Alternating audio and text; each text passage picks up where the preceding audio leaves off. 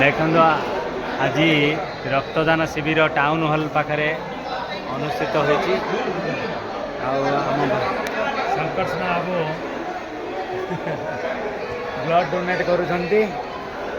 ଆଉ ତାଙ୍କ ପାଇଁ ଇଏ ଫଳର ଆସିକି ପହଞ୍ଚି ଯାଇଛି ତାଙ୍କ ପାଖରେ।